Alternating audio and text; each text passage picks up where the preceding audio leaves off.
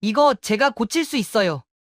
10살 남짓한 아이가 3일째 고장난 벤치 앞에서 말했습니다. 정비소가 떠들썩해졌어요. 꼬마야, 장난하니? 이 차 고치는데 벌써 300만 원 들어갔어. 사장이 비웃으며 말했습니다. 좋아. 정말 가능하다면 이 차는 네 거다. 바로 1시간 전으로 돌아가 보겠습니다. 서울 강서구 자동차 정비단지 모터스 정비소에서는 평소와 다름없는 하루가 시작되고 있었어요. 매캐한 기름 냄새와 쇳소리가 뒤섞인 이곳에서 말이죠. 검은색 벤츠 E클래스 한 대가 정비소 한복판에 버려진 채로 있었습니다. 3일째 원인을 찾지 못하고 있는 골칫덩이였어요. 이런 망할 놈의 차가 50대 중반의 베테랑 정비사 오세범이 투덜거렸습니다. 30년 경력의 그도 이번엔 손을 들어버린 상태였어요. 컴퓨터 진단을 수십 번 해봐도 문제를 찾을 수 없었거든요. 사장님, 정말 답이 없는 것 같아요. 엔진을 통째로 갈아야 할지도 몰라요.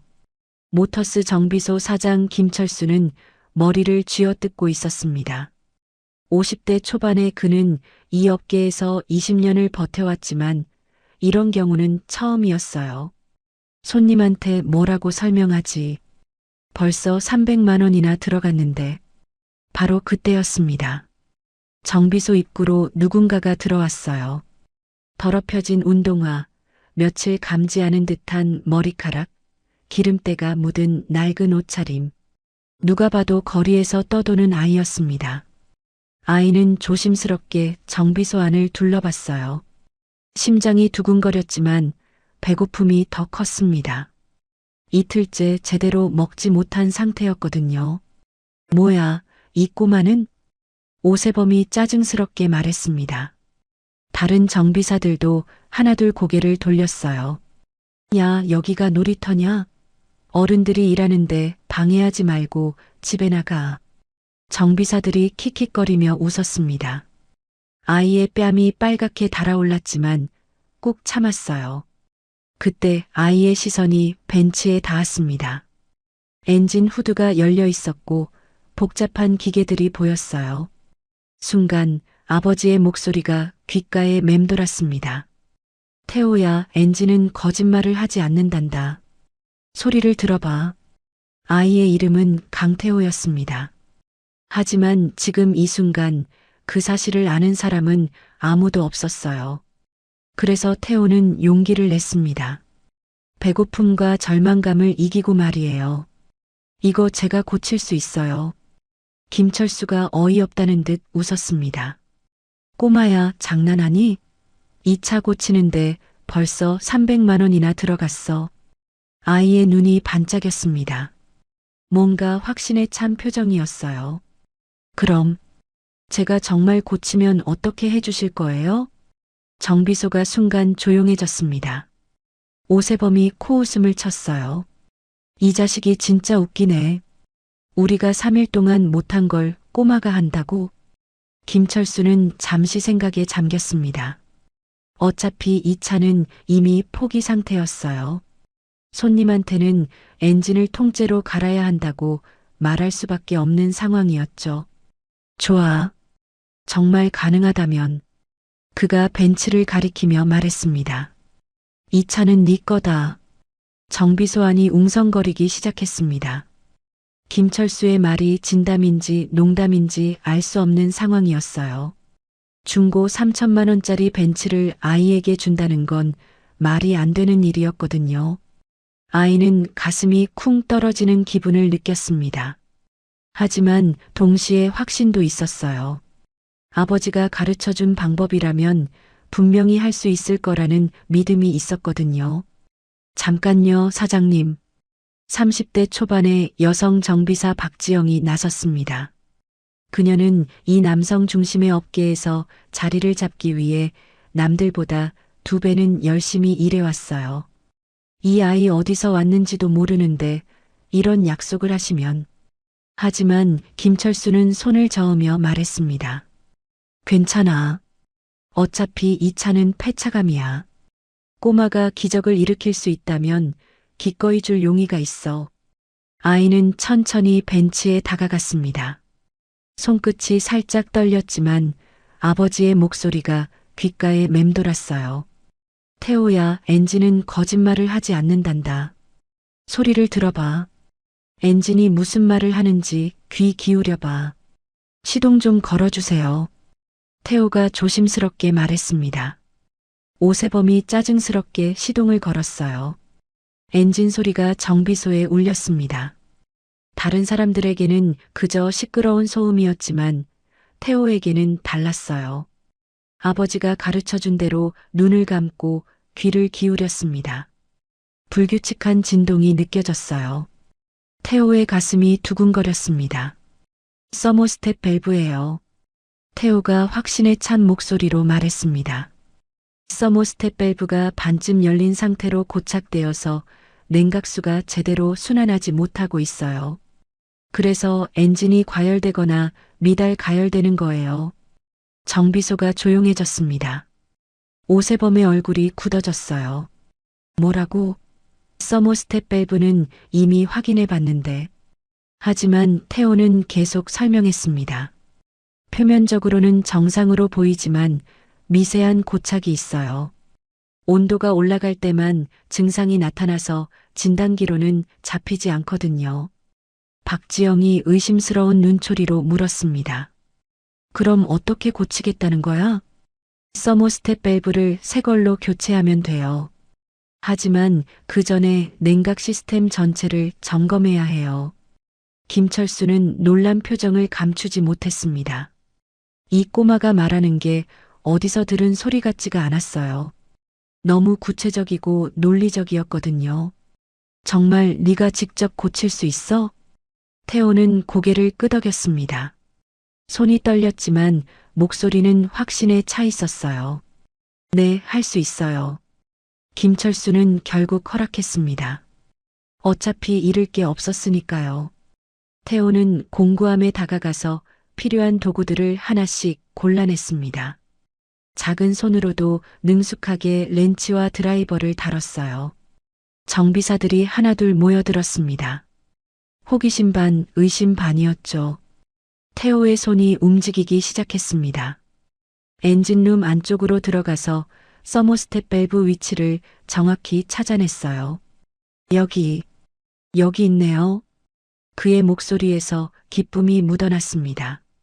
하지만 동시에 집중력도 대단했어요. 마치 수십 년 경험을 가진 베테랑 같았죠. 드라이버를 조심스럽게 돌리고 렌치로 볼트를 풀어냈습니다. 여기 보세요. 태호가 빠진 서모스텝 밸브를 들어 올렸습니다. 언뜻 보기에는 멀쩡해 보였지만 자세히 보니 미세한 이물질이 끼어 있었어요. 이것 때문에 밸브가 완전히 열리지 못했던 거예요. 오세범이 입을 다물지 못했습니다. 정말로 문제를 찾아낸 거였어요. 새 서모스텝 밸브로 교체하는 작업은 30분 만에 끝났습니다. 태호의 손놀림이 워낙 빨랐거든요. 이제 시동을 걸어보세요. 김철수가 직접 시동을 걸었습니다. 이번에는 부드럽고 균일한 엔진 소리가 났어요. 떨림도 없었고 소음도 사라졌습니다. 정비소 안이 조용했습니다. 모든 사람들이 믿을 수 없다는 표정이었어요. 진짜 고쳤네. 박지영이 중얼거렸습니다. 그녀의 눈가가 촉촉해졌어요. 이 작은 아이가 해낸 일이 기적 같았거든요. 김철수는 태호를 바라보며 말했습니다. 꼬마, 아니, 이름이 뭐야? 강태호요. 태호야, 넌 정말 대단하구나. 김철수는 자신의 약속을 지켰습니다. 물론 10살 아이에게 차를 그냥 줄 수는 없었지만 대신 다른 방법을 제안했어요. 태호야, 우리 정비소에서 일해보지 않을래? 물론 아직 어리니까 간단한 일부터 시작하고. 태호의 눈이 반짝였습니다. 처음으로 누군가가 자신을 인정해준 순간이었어요. 그날 저녁 태호는 김철수의 집에서 따뜻한 밥을 먹었습니다. 얼마 만에 제대로 된 식사였는지 기억도 나지 않았어요. 하지만 태호는 아직 자신의 진짜 정체를 말하지 않았습니다. 아버지가 누구인지, 어떻게 이런 기술을 배웠는지, 왜 혼자가 되었는지, 그 모든 것은 아직 비밀이었어요. 다만 한 가지는 확실했습니다. 이제 더 이상 혼자가 아니라는 것, 자신을 믿어주는 사람들이 생겼다는 것 말이에요. 하지만 오세범만은 달랐습니다. 그는 태호를 바라보며 뭔가 찜찜한 기분을 감추지 못했어요. 이 꼬마, 뭔가 이상해. 10살 아이가 이런 기술을 어떻게 알 수 있지? 그의 마음속에는 의심의 씨앗이 심어지기 시작했습니다. 태호가 누구인지, 어디서 온 아이인지 알아내야겠다는 생각이 들었어요. 뭔가 숨기고 있는 게 분명했거든요. 하지만 그날 밤 태호는 그런 시선을 느끼지 못했습니다. 오랜만에 편안한 잠자리에서 꿈을 꾸며 잠들었어요. 꿈속에서는 아버지가 나타나서 말했습니다. 잘했다, 태호야. 이제 시작이야. 다음 날 아침 태호는 김철수 집 거실 소파에서 눈을 떴습니다. 온몸이 뻐근했지만 오랜만에 안전한 곳에서 잔 기분이었어요. 지난 몇 달 동안 길거리나 지하도에서 잠들었던 것과는 완전히 달랐죠. 김철수가 주방에서 라면을 끓이고 있었습니다. 일어났구나. 얼굴 좀 씻고 와. 같이 밥 먹자. 태호는 조심스럽게 화장실로 향했어요. 거울 속 자신의 모습을 보니 한심했습니다.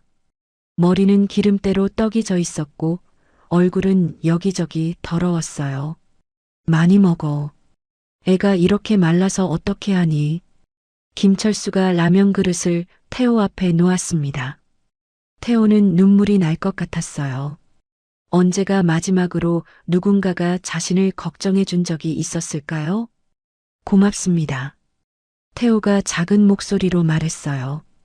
김철수는 그런 태호를 바라보며 복잡한 기분이었습니다. 태호야, 어디서 왔니? 부모님은 어디 계셔? 갑작스러운 질문에 태호의 손이 멈췄어요. 젓가락을 든 손이 살짝 떨렸죠. 저, 혼자예요. 태호는 더 이상 말하고 싶지 않다는 듯 고개를 숙였습니다. 김철수도 더 묻지 않았어요. 이런 아이들을 몇 번 봤거든요. 다들 할 말이 있을 텐데 억지로 캐내는 건 좋지 않다는 걸 알고 있었어요. 그래, 알았어. 천천히 말해도 돼. 하지만 김철수의 머릿속에는 의문이 가득했습니다. 어떻게 10살 아이가 저런 기술을 가질 수 있을까? 누가 가르쳐 준 걸까? 정비소에 도착하자 직원들이 하나둘 모여들었어요. 어제 일이 화제가 되어 있었거든요. 사장님, 진짜 그 꼬마 데려오셨네요. 젊은 정비사 이민호가 신기하다는 듯 말했습니다. 반면 오세범은 못마땅한 표정이었어요. 사장님, 아이를 정비소에 데리고 오면 어떡해요? 위험하잖아요. 그렇긴 하네요. 여기는 아이가 있을 곳이 아니에요. 30대 초반의 박지영이 걱정스러운 목소리로 말했습니다. 그녀는 이 남성 중심의 업계에서 살아남기 위해 다른 사람보다 2배는 조심스럽게 행동해 왔어요. 하지만 태호를 보는 그녀의 눈에는 모성애가 스며 있었습니다. 너무 말라서 안쓰러웠거든요. 태호는 정비소 구석에 앉아서 조용히 주변을 살펴봤습니다. 아버지의 목소리가 머릿속에 맴돌았어요. 태호야, 어디를 가든 주변을 잘 봐둬야 해. 도구가 어디 있는지, 사람들이 어떻게 일하는지 말이야. 한 구석에는 오래된 현대 소나타가 있었어요. 엔진 후드가 열려 있고 정비사가 뭔가 찾지 못해서 헤매고 있었습니다. 태호의 귀가 예민하게 반응했어요. 뭔가 이상한 소리가 들렸거든요. 아저씨, 그 차 연료 펌프 문제 같은데요. 태호가 조심스럽게 말했습니다. 정비사가 놀라서 돌아봤어요. 뭐라고? 꼬마가 뭘 안다고. 하지만 태호는 확신에 차 있었습니다. 시동 걸 때 윙 하는 소리가 안 나거든요. 연료 펌프가 작동하지 않는 것 같아요. 정비사는 반신반의하며 확인해 봤습니다. 정말로 연료 펌프에 문제가 있었어요. 야, 저 꼬마 진짜 대단한데? 어제 벤츠 고친 게 우연이 아니었네. 정비사들이 수군거렸습니다. 태호의 능력에 대한 소문이 빠르게 퍼져나갔어요. 오세범만은 여전히 불편한 기색이었습니다. 뭔가 석연치 않다는 생각이 들었거든요. 오세범은 태호를 불러냈습니다. 꼬마, 이리 와봐. 태호가 조심스럽게 다가갔어요. 오세범의 눈빛이 매섭게 느껴졌거든요. 너 정말 10살이야? 네. 그럼 어디서 이런 걸 배웠어? 10살 애가 이런 걸 어떻게 알아? 태호의 목이 메어왔습니다. 아버지 얘기를 하고 싶지 않았어요. 너무 아팠거든요. 잠깐 태호의 기억이 2년 전으로 거슬러 올라갔습니다. 영암 KIC 서킷, 아버지 강민호가 레이싱 슈트를 입고 있는 모습이 떠올랐어요. 키가 크고 늠름한 아버지는 태호에게 영웅 그 자체였습니다. 태호야, 아빠가 오늘 우승하면 맛있는 거 사줄게. 정말요? 약속이에요? 하지만 그날이 모든 게 끝난 날이었어요. 갑작스러운 쇳소리에 태호가 움찔했습니다. 정비사가 렌치를 떨어뜨린 소리였지만 태호에게는 그날의 충돌음으로 들렸어요. 온몸이 떨리기 시작했습니다. 숨이 막혔어요. 태호야, 괜찮아? 박지영이 재빨리 달려와서 태호의 어깨를 잡았습니다. 태호의 얼굴이 새하얗게 질려 있었어요. 박지영은 태호를 조용한 곳으로 데려갔습니다. 정비소 뒤편 작은 휴게실이었어요. 천천히 숨 쉬어봐. 괜찮아. 여기는 안전한 곳이야. 태호는 박지영의 따뜻한 목소리에 점점 진정됐습니다.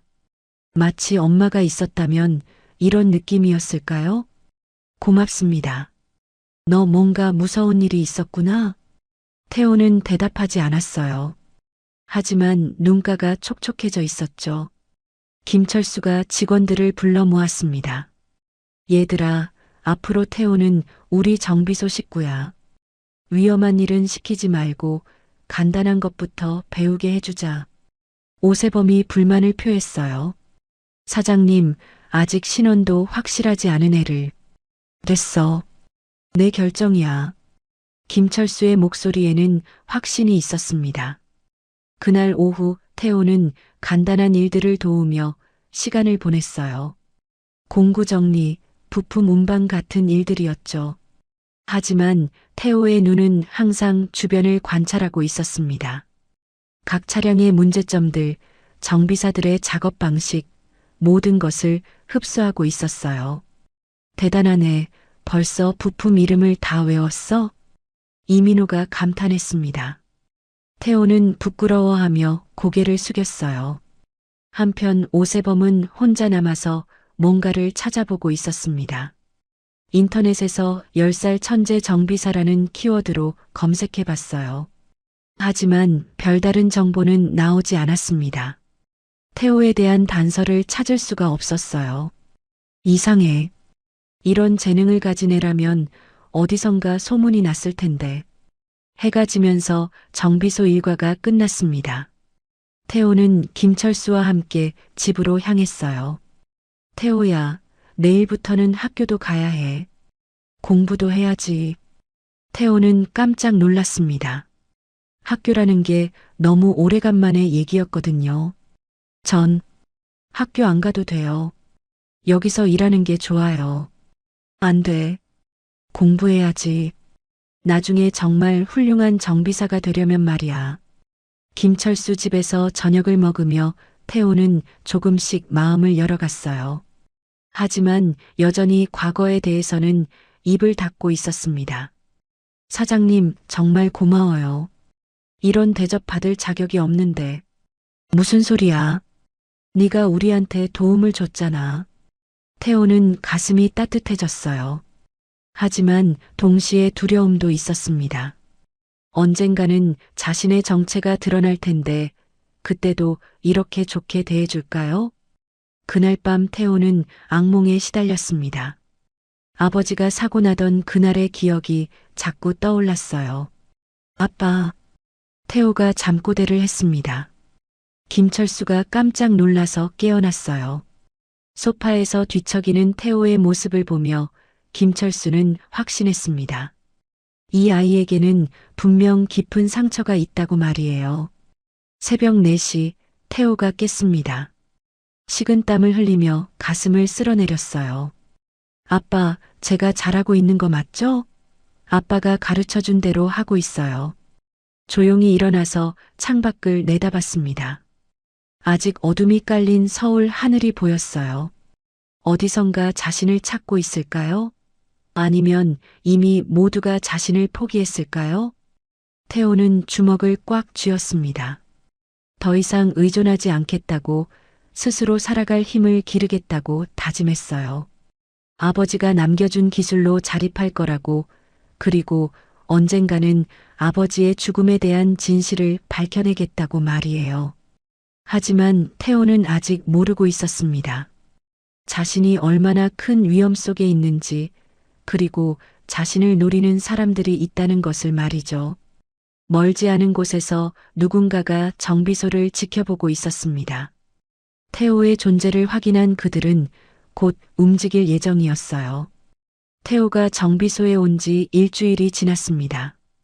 그런데 어느 날 아침 김철수의 휴대폰이 쉴 새 없이 울렸어요.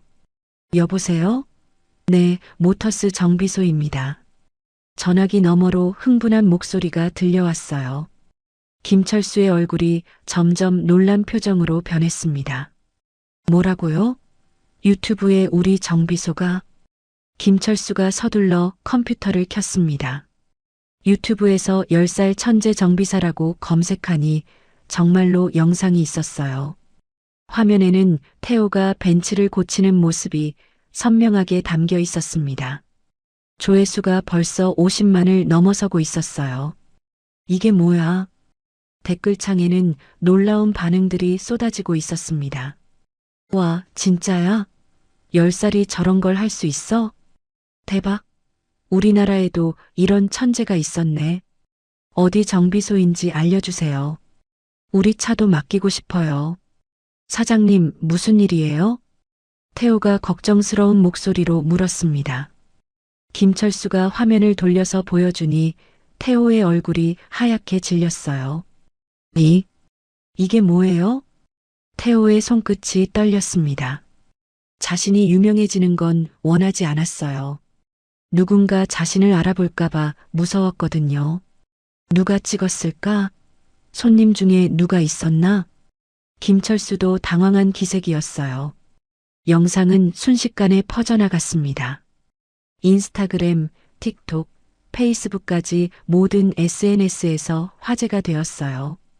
해시태그도 생겼습니다. 10살 정비사, 천재소년, 모터스 정비소. 오전 10시가 되자 정비소 앞에 사람들이 몰려들기 시작했어요. 호기심 어린 시선들이 태호를 향해 쏟아졌습니다. 저기 그 아이야? 영상에 나온? 와, 진짜 어려 보이네. 정말 10살이야? 사람들의 시선이 따가웠어요. 태호는 정비소 구석으로 숨어들었습니다. 가슴이 쿵쾅거렸죠. 박지영이 재빨리 태호를 보호했어요. 여러분, 아이가 놀라니까 조금 떨어져 주세요. 하지만 사람들의 관심은 식을 줄 몰랐습니다. 오후 2시쯤 기자들까지 나타났어요. 방송국에서 취재진이 몰려왔습니다. 10살 천재 정비사를 인터뷰하고 싶은데요. 아이의 배경이 궁금합니다. 어떻게 이런 기술을 배웠나요? 김철수는 당황했어요. 태호의 과거에 대해서는 자신도 아는 게 거의 없었거든요. 저는 인터뷰 안 할래요. 태호가 박지영 뒤에 숨으며 고개를 저었습니다. 기자들의 카메라가 무섭게 느껴졌어요. 아버지의 목소리가 귓가에 맴돌았습니다. 태호야, 너무 눈에 띄면 안 돼. 조용히 안전하게 살아야 해. 왜 아버지가 그런 말을 했는지 이제 조금씩 이해가 되기 시작했어요. 오세범은 이 상황을 지켜보며 더욱 의심스러워했습니다. 뭔가 이상해. 저렇게 훌륭한 기술을 가진 애가 왜 거리에 있었을까? 그는 혼자 중얼거렸어요. 그리고 왜 이렇게 사람들을 피하려고 하지? 오세범의 눈에는 태호가 뭔가 큰 비밀을 숨기고 있다는 확신이 들었습니다. 그때 정비소로 고급 승용차 한 대가 들어왔어요. 검은색 제네시스였습니다. 차에서 내린 건 50대 중반의 품이 있는 남성이었어요. 정장을 입고 있었지만 어딘지 자동차에 대해 잘 알 것 같은 분위기였습니다. 안녕하세요. 김현대라고 합니다. 김현대는 국내 유명한 자동차 부품 대기업의 회장이었어요. 현대자동차와는 관계없지만 업계에서는 잘 알려진 인물이었습니다. 영상을 보고 찾아왔습니다. 그 아이를 만나보고 싶어서요. 김철수는 긴장했어요. 이런 큰 인물이 직접 찾아올 줄은 몰랐거든요. 저기, 아이가 지금 좀 놀란 상태라서 괜찮습니다. 멀리서라도 보겠습니다. 김현대는 멀찍이 떨어진 곳에서 태호를 지켜봤어요. 태호가 공구를 정리하는 모습, 다른 정비사들을 도우는 모습을 차근차근 관찰했습니다. 그의 눈에 이상한 빛이 스쳤어요. 뭔가 익숙한 느낌이었거든요. 설마, 그럴 리가 없는데. 김현대의 머릿속에 20년 전 기억이 떠올랐습니다. 사장님, 이 아이 이름이 뭐라고 하셨죠? 김현대가 조심스럽게 물었어요. 강태호라고 합니다. 왜 그러시죠? 김현대의 얼굴이 순간 굳어졌습니다. 강씨 성의 태호라는 이름, 그리고 저 놀라운 재능. 혹시 강민호의? 하지만 확신할 수는 없었어요. 좀 더 확인이 필요했습니다. 잠깐 아이와 인사해도 될까요? 물론이죠. 김현대는 천천히 태호에게 다가갔어요. 태호는 또 다른 어른이 자신에게 관심을 보이는 게 부담스러웠습니다. 안녕, 태호야. 나는 김현대 아저씨야. 안녕하세요. 태호가 작은 목소리로 인사했어요. 정말 대단하구나. 어디서 이런 기술을 배웠니? 김현대의 질문에 태호는 움찔했습니다. 또 과거를 묻는 질문이었어요. 그냥 혼자서요. 혼자서? 정말? 누가 가르쳐 주지 않았어? 태호는 고개를 저었지만 김현대는 그 표정에서 거짓말을 읽어냈어요. 김현대가 시험 삼아 물었습니다. 혹시 아버지도 자동차 일을 하셨니? 태호의 몸이 굳어졌어요. 눈가가 촉촉해지기 시작했습니다. 아니에요. 하지만 그 반응만으로도 김현대는 확신했어요. 이 아이는 분명 강민호의 아들이라고 말이에요. 태호야, 괜찮아? 박지영이 달려와서 태호를 안았습니다. 태호는 참고 있던 눈물을 터뜨렸어요. 왜 자꾸 아빠 얘기를 해요? 아빠는. 태호가 울음을 터뜨리자 정비소가 조용해졌습니다.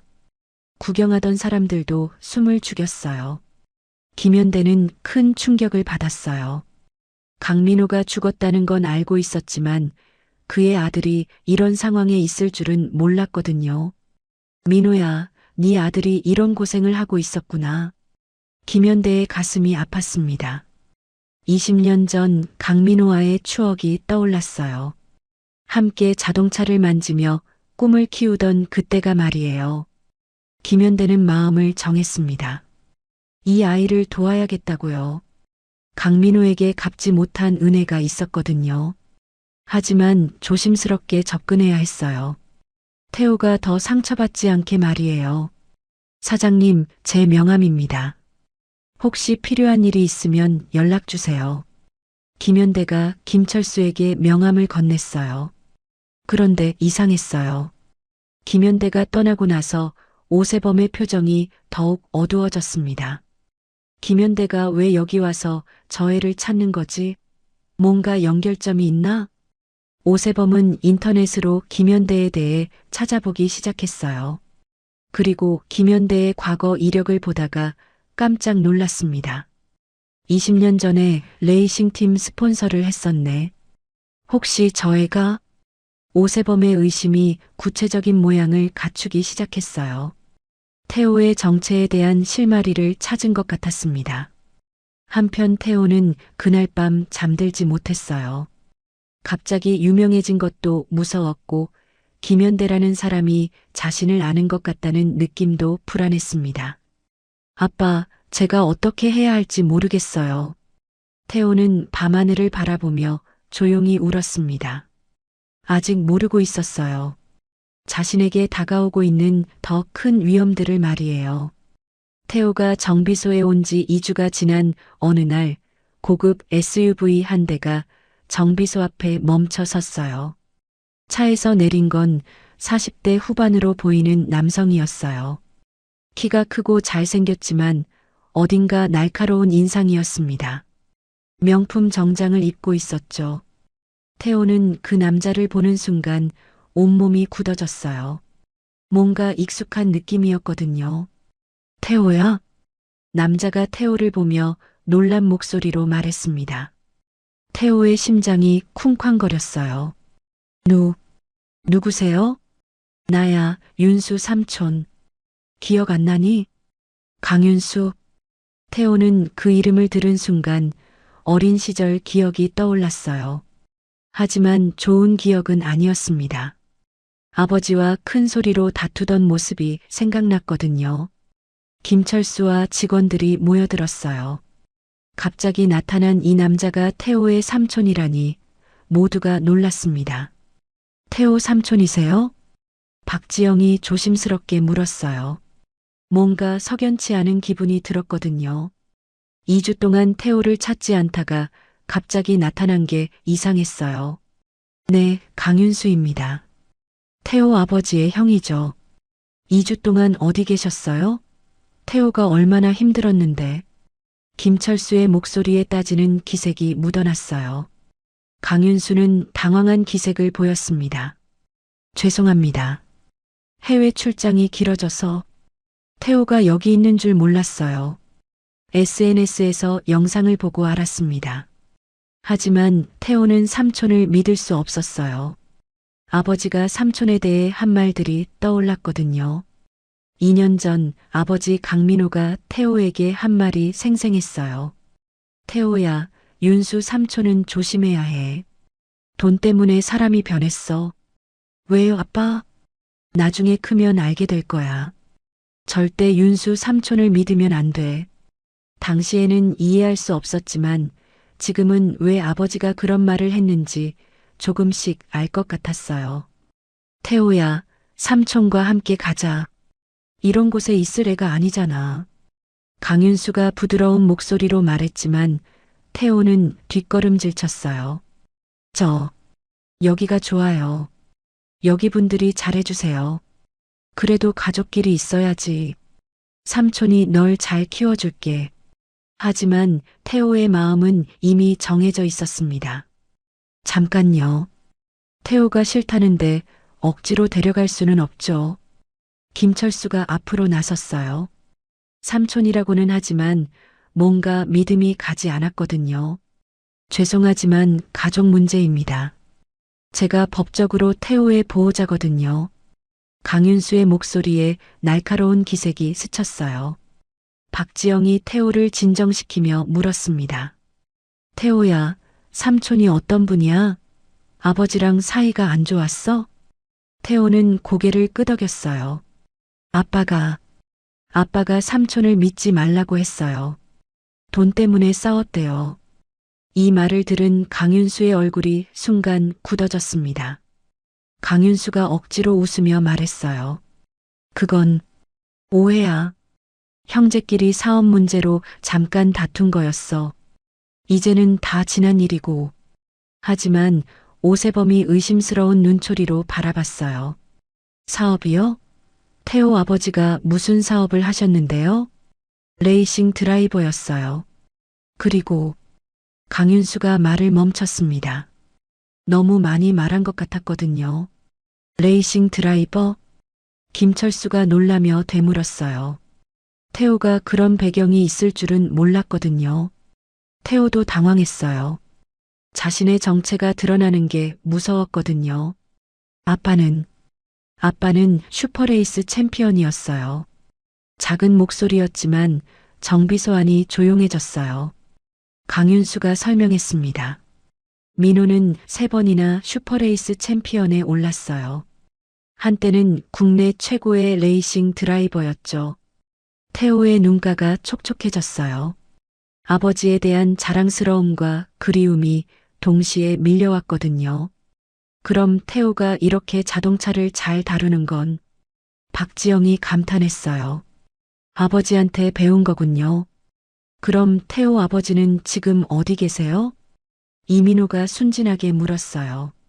태호의 얼굴이 일그러졌습니다. 사고로 2년 전에 돌아가셨어요. 정비소가 조용해졌어요. 모두가 태호를 안쓰럽게 바라봤습니다. 강윤수가 덧붙였어요. 영암 KIC에서 경기 중에 사고가 났어요. 그 유명한 아빠. 갑자기 태호가 소리를 질렀어요. 그날의 기억이 선명하게 떠올랐거든요. 엔진 소리, 타이어 끽끽거리는 소리, 그리고 끔찍한 충돌음. 태호는 온몸이 떨렸어요. 박지영이 재빨리 태호를 안았습니다. 괜찮아, 태호야. 여기는 안전해. 김철수가 강윤수를 의심스럽게 바라봤어요. 그럼 왜 2년 동안 태호를 찾지 않으셨어요? 태호가 이런 고생을 하는 걸 모르셨다고요? 저도 해외에 있었고 태호가 보육원에 있는 줄 알았어요. 하지만 그 대답은 뭔가 어색했어요. 태호가 떨리는 목소리로 말했어요. 삼촌은 아빠 장례식에도 안 왔어요. 아무도 안 왔어요. 강윤수의 얼굴이 순간 굳어졌습니다. 그건 사정이 있었어. 무슨 사정이요? 오세범이 날카롭게 물었어요. 지금 중요한 건 태호의 미래예요. 제가 책임지고 잘 키울게요. 강윤수가 화제를 돌렸어요. 하지만 모든 사람들이 그의 말을 의심스럽게 들었습니다. 태호는 확실히 말했어요.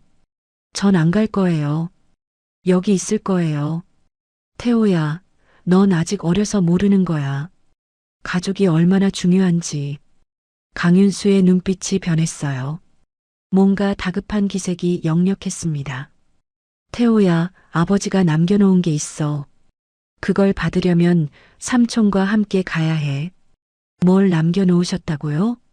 김철수가 관심을 보였어요. 그건 나중에 설명할게. 오세범이 강윤수를 유심히 관찰했어요. 뭔가 거짓말을 하고 있다는 확신이 들었거든요. 이 사람이 정말 태호를 위해서 온 걸까? 다른 목적이 있는 건 아닐까? 그리고 김연대가 찾아왔던 것과도 연관이 있을 것 같았어요. 태호야, 마지막으로 한 번 더 말할게. 삼촌과 가자. 강윤수의 목소리에 압박감이 묻어났어요. 하지만 태호는 단호했습니다. 싫어요. 전 여기 있을 거예요. 박지영과 김철수가 태호 양쪽에 섰어요. 보호하겠다는 의미였죠. 강윤수는 할 수 없이 물러났어요. 알았어. 하지만 이건 끝이 아니야. 나는 태호의 법적 보호자거든. 그가 차에 타며 던진 말이 모든 사람들을 불안하게 만들었어요. 곧 다시 올 거야. 차가 떠나고 나서 정비소는 무거운 침묵에 휩싸였습니다. 태호는 가슴이 쿵쾅거렸어요. 뭔가 큰일이 생길 것 같은 불길한 예감이 들었거든요. 그날 밤 태호는 잠들지 못했습니다. 삼촌이 정말 자신을 위해서 온 걸까요? 아니면 다른 목적이 있는 걸까요? 아버지의 목소리가 더욱 선명하게 들려왔어요. 태호야, 윤수 삼촌을 조심해. 절대 믿으면 안 돼. 이제 그 경고의 의미를 조금씩 이해하기 시작했습니다. 삼촌이 다녀간 후 태호는 며칠째 제대로 잠을 자지 못했어요. 계속 뒤척이며 아버지 생각을 했습니다. 아빠가 뭔가 남겨놨다고 했는데 정말일까? 태호는 자신이 가진 게 거의 없다는 걸 알고 있었어요. 아버지의 유품이라고는 몇 개 안 되는 것들 뿐이었거든요. 갑자기 뭔가 떠올랐습니다. 태호는 조용히 일어나서 자신의 가방을 뒤졌어요. 구석에 작은 헝겊 주머니가 있었습니다. 안에는 아버지의 낡은 렌치 세트가 들어 있었어요. 너무 오래되어서 녹이 슬기 시작한 것들이었죠. 이게 뭐가 특별하다고. 하지만 자세히 보니 이상한 점이 있었어요. 렌치 중 하나가 다른 것들과 달랐습니다. 그 렌치는 손잡이 부분이 분리되도록 되어 있었어요. 태호가 조심스럽게 돌리자 딸깍하는 소리와 함께 열렸습니다. 안에서 작은 USB가 나왔어요. 그리고 종이 쪽지 하나도 함께 들어 있었죠. 태호의 손끝이 떨렸어요. 이건 분명 아버지가 숨겨놓은 거였습니다. 쪽지에는 아버지의 필체로 이렇게 쓰여 있었어요. 태호야, 이걸 읽고 있다면 아빠에게 무슨 일이 생긴 거겠구나. USB 안에는 중요한 정보가 들어있어. 하지만 혼자서는 절대 보지 마라.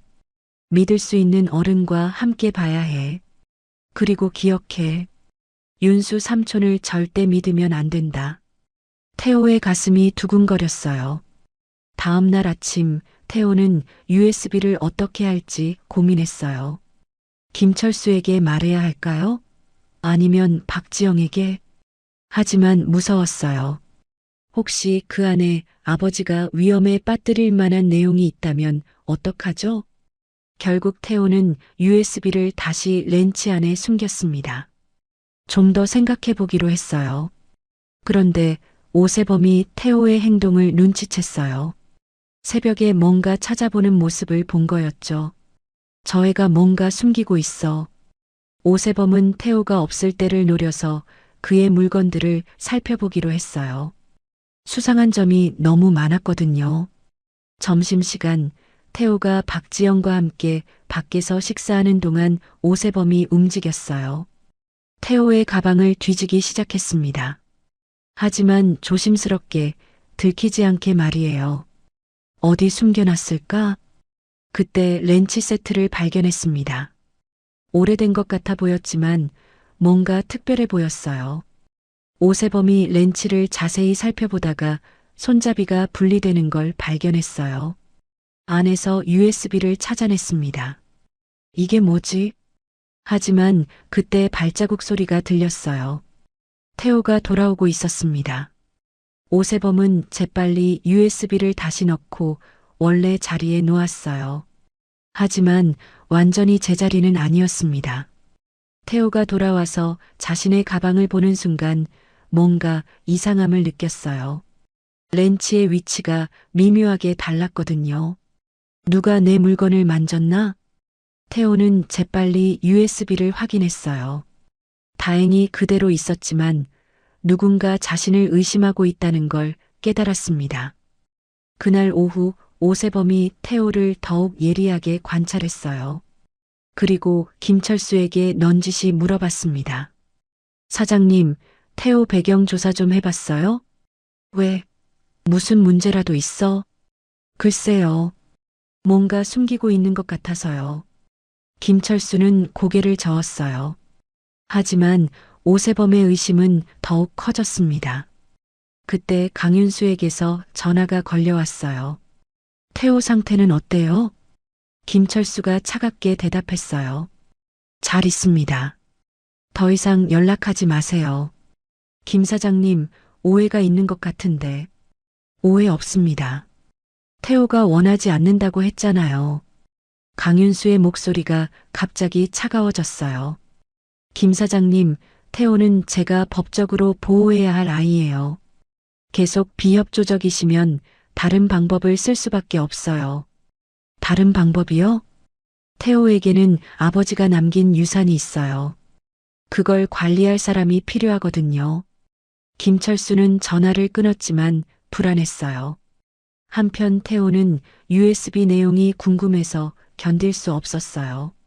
아버지의 경고는 있었지만 너무 궁금했거든요.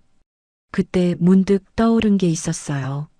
아버지가 자주 말씀하셨던 영암 KIC 이야기였죠. 아빠가 거기에 뭔가 더 숨겨 놓으셨을까? 태호는 영암에 가보고 싶다는 생각이 들었어요. 태호가 박지영에게 조심스럽게 물어봤어요. 누나, 영암 KIC에 가려면 어떻게 해야 해요? 왜? 거기 왜 가려고? 아빠 생각이 나서요. 아빠가 마지막으로 경기했던 곳이거든요. 박지영의 마음이 아팠어요. 하지만 위험할 것 같았어요.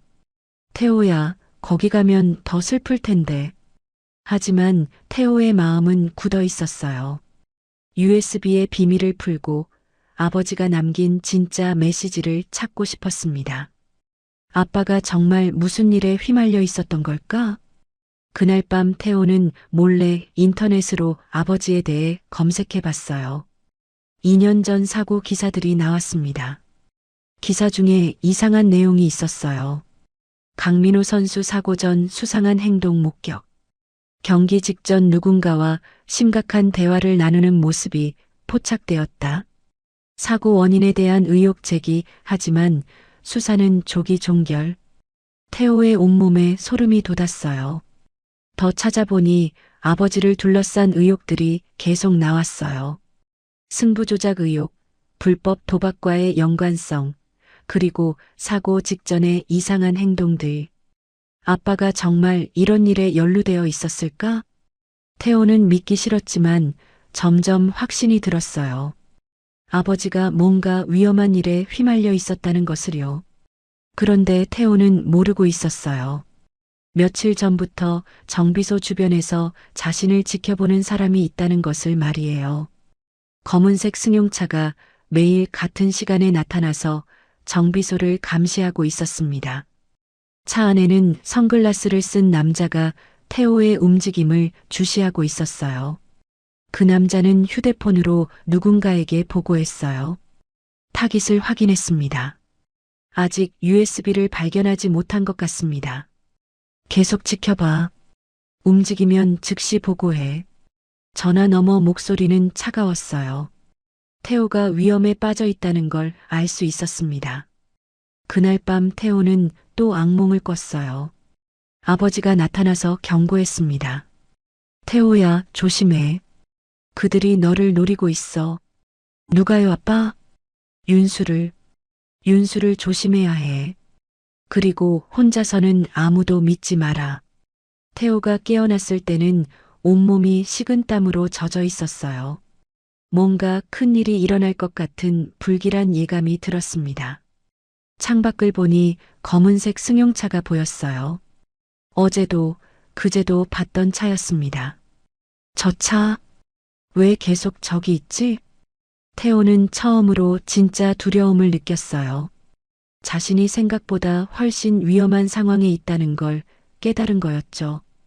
태호는 며칠째 제대로 잠을 이루지 못했어요. 검은색 승용차가 계속 정비소 주변을 맴돌고 있었거든요. 김철수도 눈치챘습니다. 태호야, 혹시 너를 찾는 사람이 또 있니?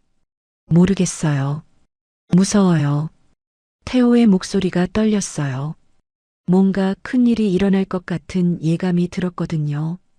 그때 정비소로 고급 세단이 들어왔어요. 강윤수가 혼자가 아니라 정장 입은 남자 2명과 함께 왔습니다. 태호야, 삼촌이 왔어. 하지만 이번에는 강윤수의 표정이 달랐어요. 더 이상 부드럽게 구는 척하지 않았습니다. 이번엔 선택권이 없어. 나와 함께 가야 해. 태호, 네 아버지가 죽기 전에 빼돌린 돈이 있어. 그걸 찾아야 해. 모든 사람들이 충격을 받았어요. 태호는 믿을 수 없다는 표정이었습니다. 아빠가 뭘 빼돌렸다고요? 레이싱계에서 승부 조작하고 받은 돈이야. 상당한 금액이지. 강윤수의 말에 정비소 안이 조용해졌어요. 거짓말이에요. 아빠는 그런 사람이 아니에요. 태호가 소리쳤습니다.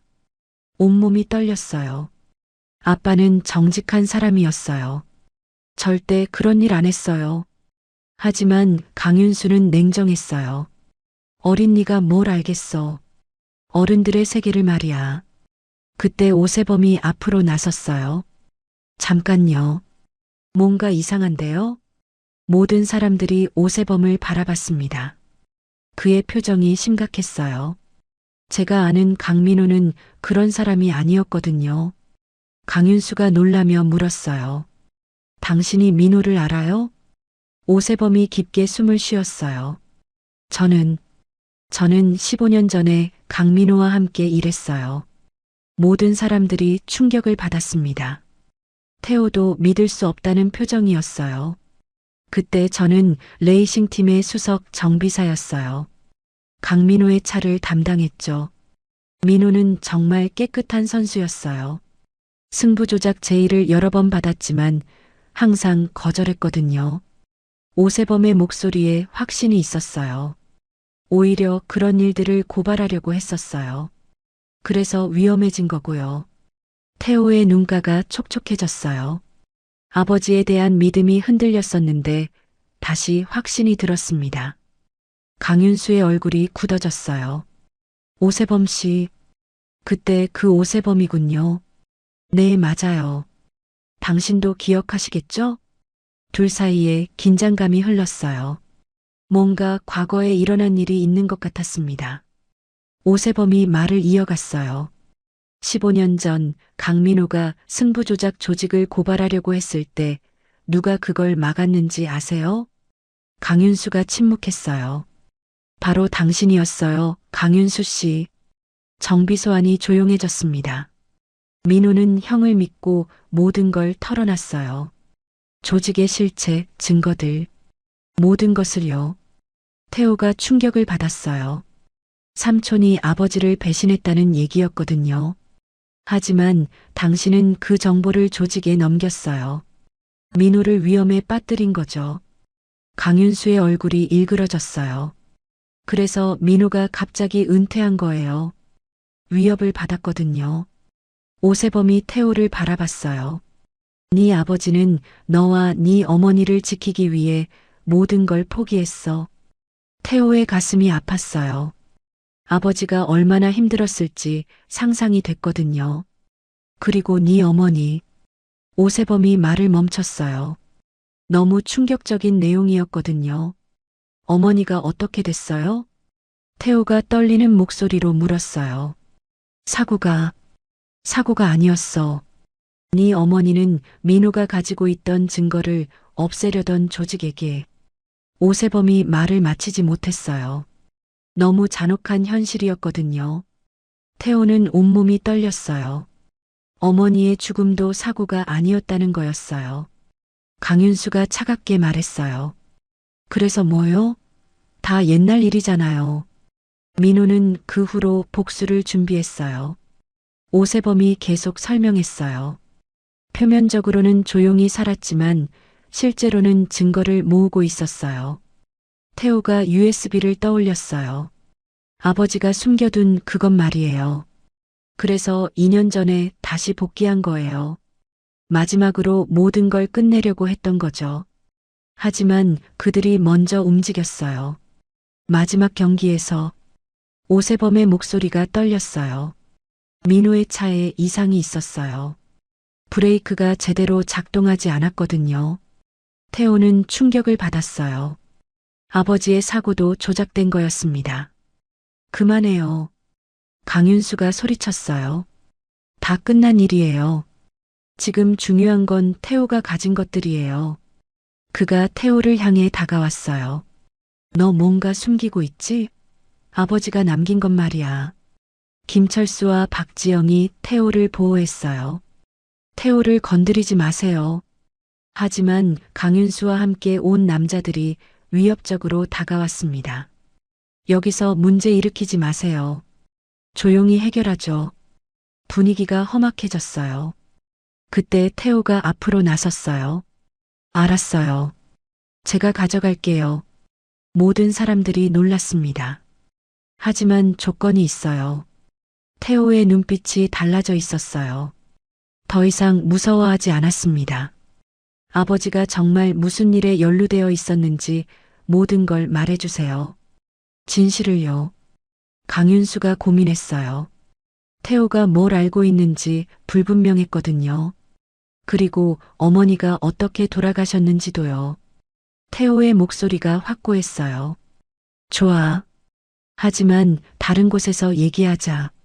강윤수가 제안했어요. 여기는 너무 시끄러워. 오세범이 경고했어요. 태호야, 위험해.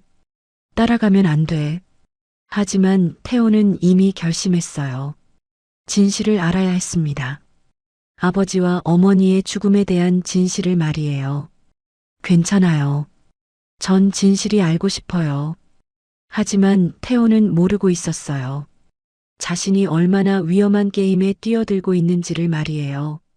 강윤수는 진실을 말해줄 생각이 전혀 없었거든요. 오히려 태호가 가진 USB를 빼앗고 영원히 입을 막을 계획이었습니다. 강윤수와 그의 일행이 태호를 데려가려는 순간 정비소 밖에서 차 소리가 들렸어요.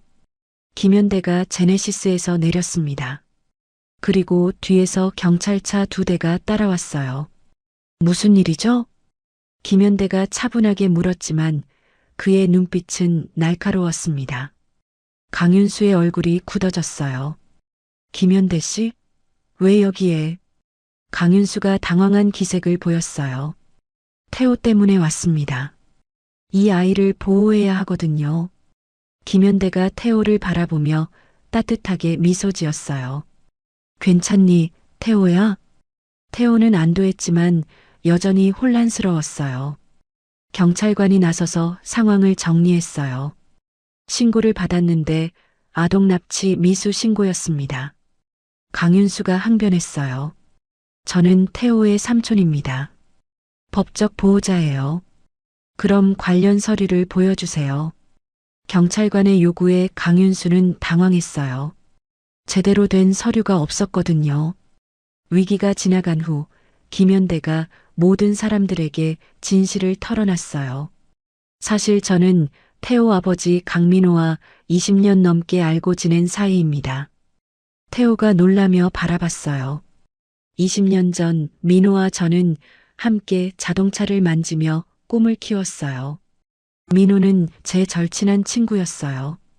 함께 레이싱 팀을 만들려고 했죠. 김현대의 눈가가 촉촉해졌어요. 하지만 그때 민호는 위험에 빠졌고 저는 도와주지 못했어요. 태호가 조심스럽게 물었어요. 왜 도와주지 못했어요? 제가 겁쟁이였거든요. 그리고 그때는 힘이 없었어요. 김현대가 깊은 한숨을 쉬었어요. 20년 동안 민호에게 미안했어요. 그가 위험에 빠졌을 때 혼자 두고 도망쳤거든요. 그래서 지금 저를 도와주시는 거예요? 그래, 태호야. 이번엔 절대 도망가지 않겠어. 김현대의 목소리에는 확고한 결의가 담겨 있었어요. 오세범이 앞으로 나섰어요. 저도 함께 하겠어요. 민호에게 빚진 게 있어요. 김철수와 박지영도 고개를 끄덕였습니다. 우리도 태호를 지킬 거예요. 태호는 가슴이 따뜻해졌어요. 혼자가 아니라는 게 얼마나 큰 힘이 되는지 느꼈거든요. 김현대가 제안했어요. 영암 KIC에서 추도식을 열죠. 민호를 추모하는 행사로 말이에요. 추도식이요? 네. 하지만 실제로는 모든 진실을 폭로하는 자리가 될 거예요. 태호의 눈이 반짝였어요. 아버지의 명예를 회복할 수 있는 기회였거든요. 오세범이 아이디어를 냈어요. 언론을 모두 초대하는 거예요. 생방송으로 진행하면 조작할 수 없겠죠. 박지영도 덧붙였어요. 그리고 경찰도 미리 대기시켜놔야 해요. 증거를 공개하자마자 체포할 수 있게요. 모두가 진지하게 계획을 세우기 시작했어요. 태호가 말했어요. 저도 직접 얘기할 거예요. 아버지에 대한 진실을요. 김철수가 걱정했어요. 너무 위험하지 않을까? 너는 아직 어린데. 하지만 태호의 눈빛은 확고했어요. 전 더 이상 어리지 않아요. 아버지의 아들이니까요. 태호가 드디어 USB를 꺼냈어요. 아버지가 남긴 증거가 여기 있어요. 모든 사람들이 숨을 죽였어요. 김현대의 노트북에 USB를 연결했습니다. 화면에 파일들이 나타났어요. 대단해. 민호가 정말 모든 걸 기록해놨구나. USB 안에는 놀라운 자료들이 들어 있었어요. 승부 조작을 지시하는 녹음 파일들, 동거래 내역, 그리고 조직 구성원들의 명단까지. 이걸로 모든 걸 끝낼 수 있어요. 오세범이 감탄했어요. 민호가 15년 동안 이런 걸 모으고 있었다니. 그런데 파일 중에 가장 충격적인 게 있었어요. 태호야, 이걸 봐. 김현대가 한 파일을 열었어요. 거기에는 태호 어머니의 사진과 함께 문서가 있었습니다. 어머니도 증거를 모으고 있었어요? 그래, 네 어머니는 회계사였잖아. 돈의 흐름을 추적했던 거야. 파일에는 태호에게 보내는 부모님의 메시지가 있었어요. 태호야, 우리가 이 일을 하는 건 너를 위해서야. 깨끗한 세상에서 살았으면 좋겠어. 태호의 눈물이 흘렀어요. 부모님이 얼마나 자신을 사랑했는지 느껴졌거든요.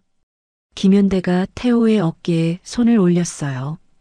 태호야, 이건 복수가 아니야. 정의를 실현하는 거야. 정의요? 그래. 네 부모님이 원했던 건 복수가 아니라 진실이야. 태호가 고개를 끄덕였어요.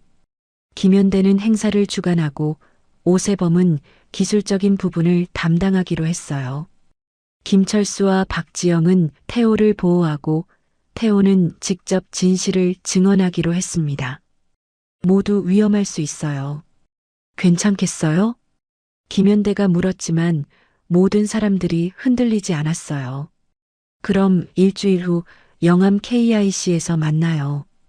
김현대가 마지막으로 확인했어요. 그런데 정말 괜찮을까요? 그들이 방해하지 않을까요?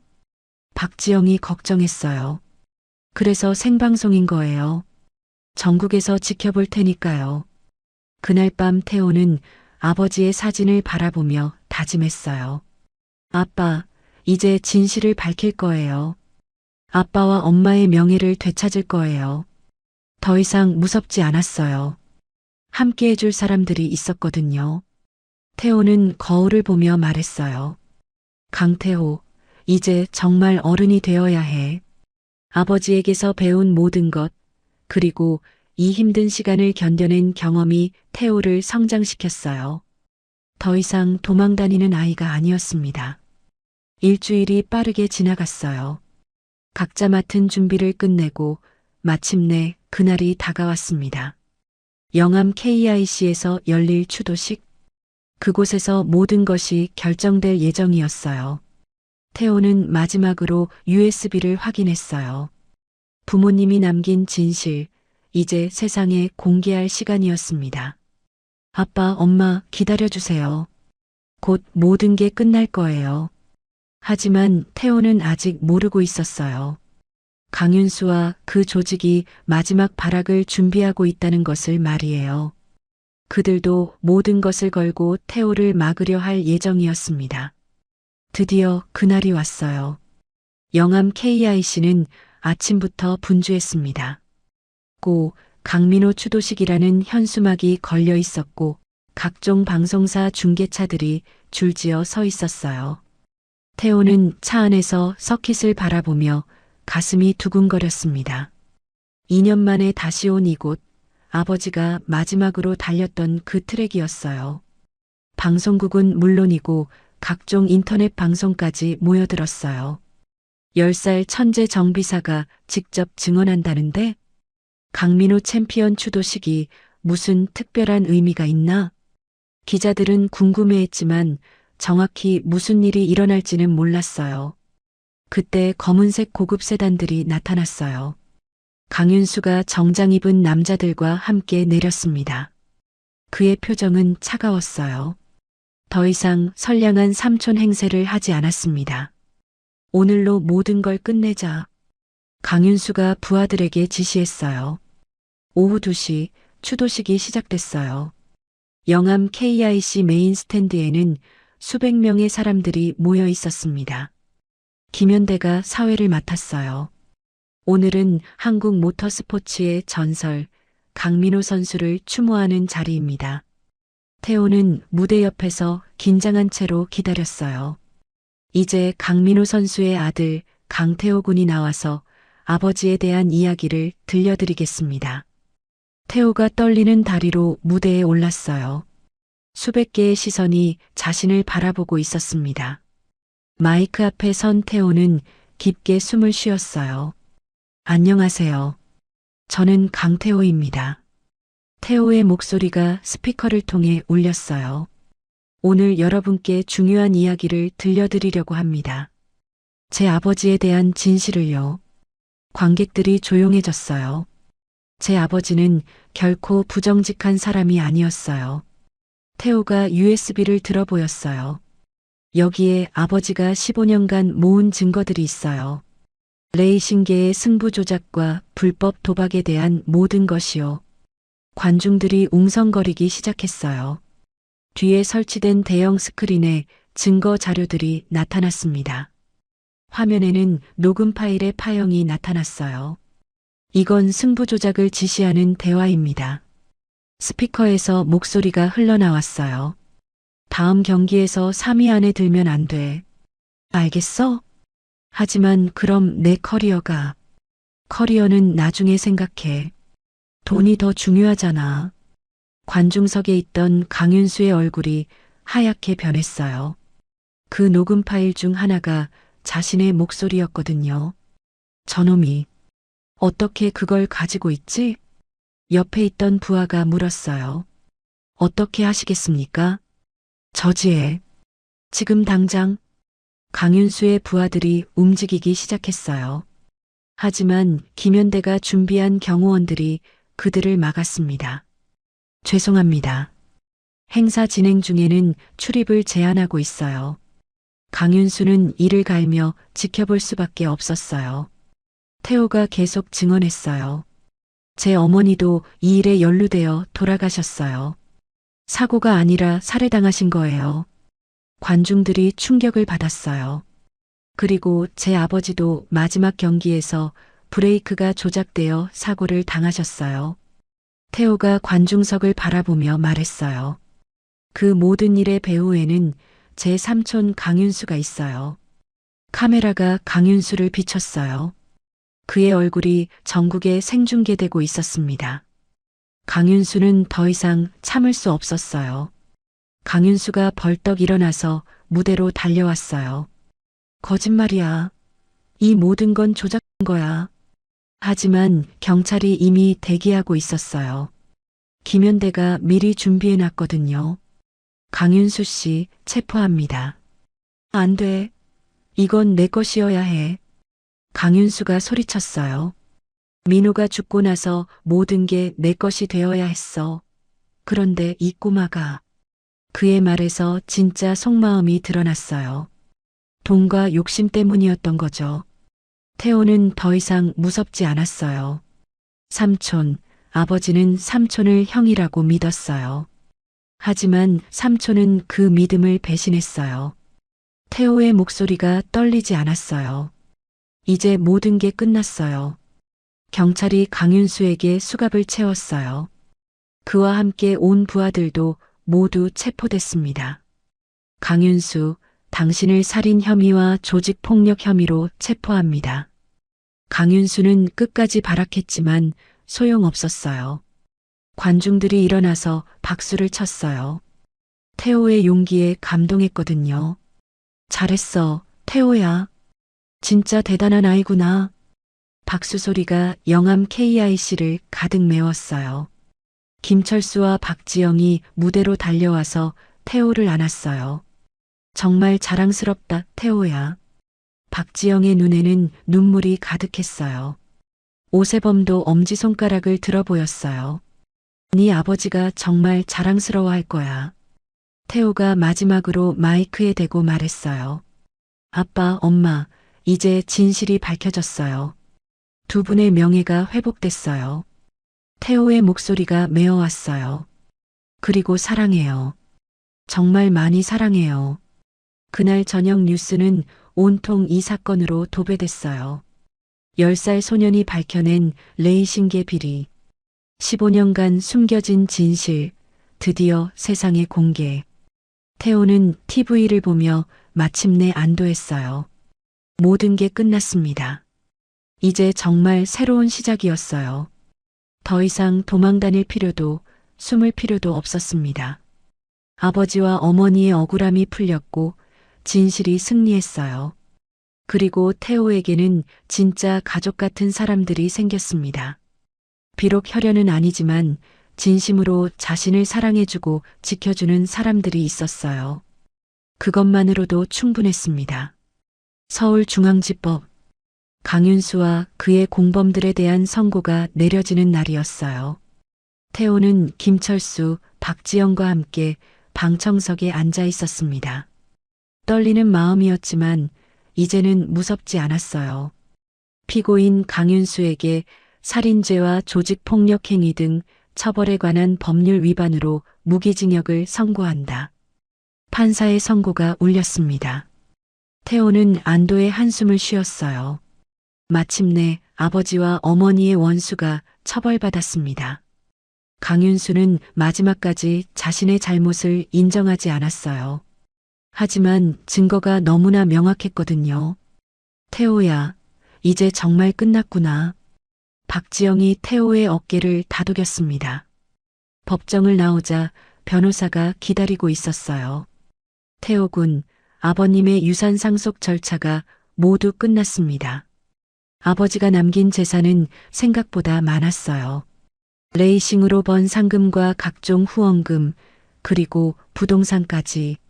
하지만 저는 아직 미성년자인데 김철수 씨와 박지영 씨가 공동 후견인으로 지정됐습니다.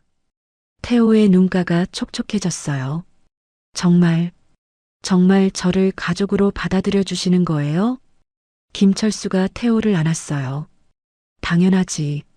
넌 이미 우리 가족이야. 박지영도 미소 지었어요. 태호는 처음으로 진짜 행복하다는 걸 느꼈습니다. 모터스 정비소로 돌아오니 완전히 달라져 있었어요. 강태호 기술교육센터라는 간판이 새로 달려 있었습니다. 이게 뭐예요? 네 아버지 유산으로 정비소를 확장했어.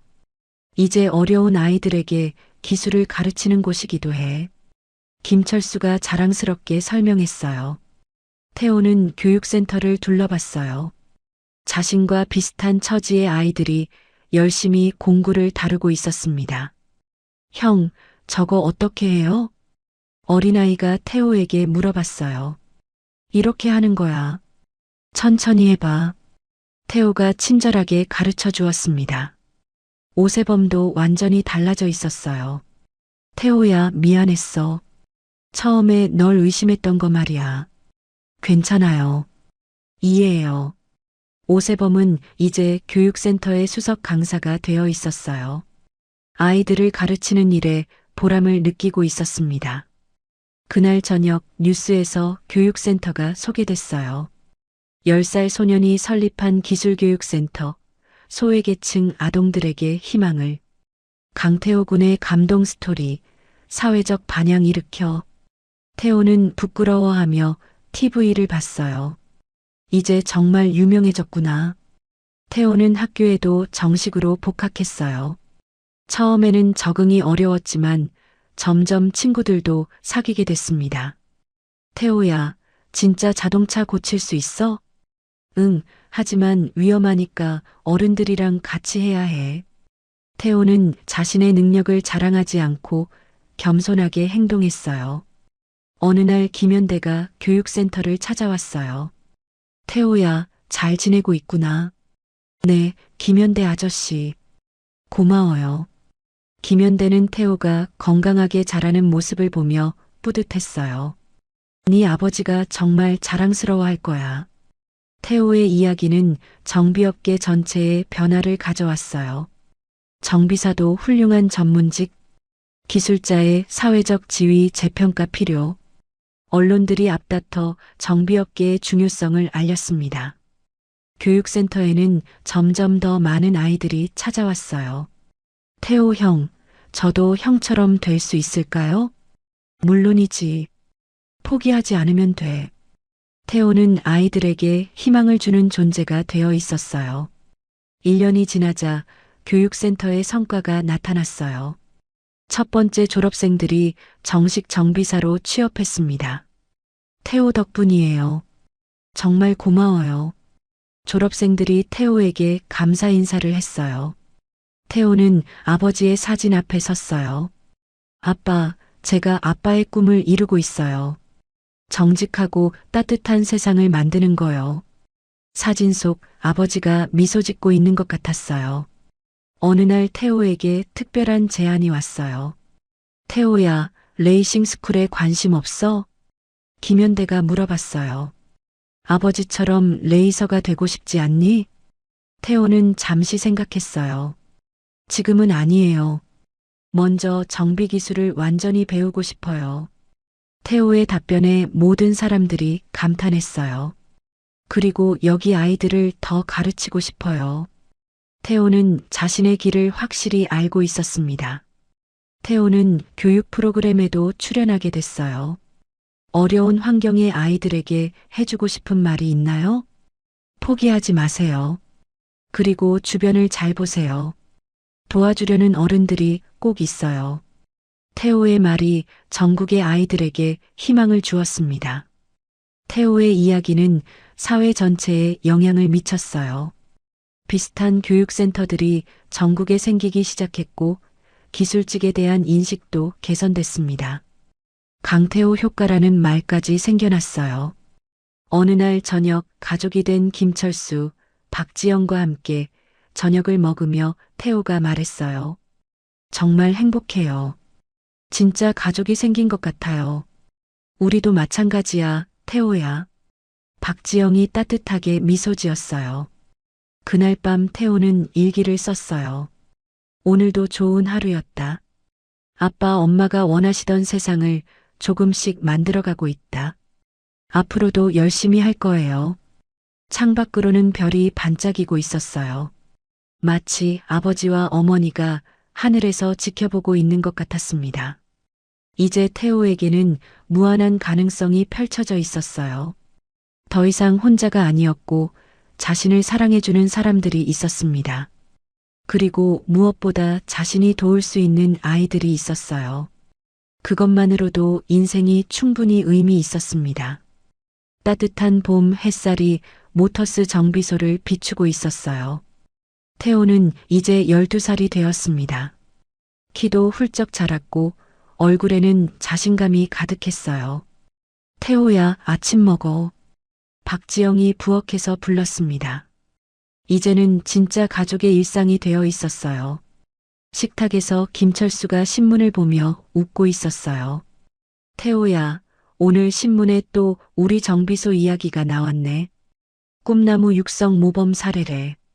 진짜요? 부끄럽네요. 태호가 수줍게 웃었어요. 정비소에 도착하자 오세범이 환한 미소로 맞아주었어요. 우리 에이스가 왔네. 오늘도 멋진 하루 만들어 보자.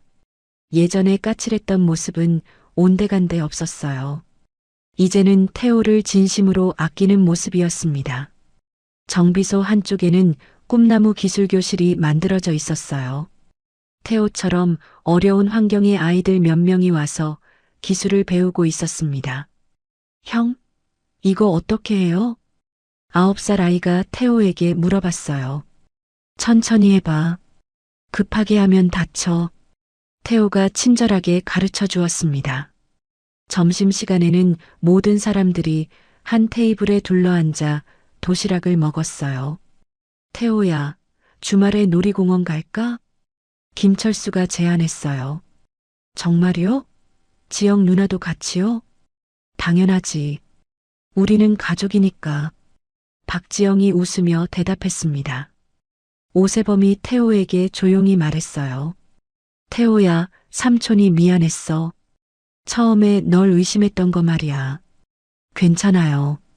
이제 진짜 가족이잖아요. 태호의 말에 오세범의 눈가가 촉촉해졌어요. 그날 오후 한 손님이 고장난 차를 가져왔어요. 복잡한 문제였지만 태호가 금세 원인을 찾아냈습니다. 와, 정말 대단하네요. 손님이 감탄했어요. 아니에요. 여기 분들이 가르쳐 주신 거예요. 태호는 항상 겸손했어요. 일과를 마치고 집으로 가는 길 태호가 말했어요. 사장님, 지영 누나, 정말 고마워요. 뭐가? 저를 진짜 가족으로 받아주셔서요.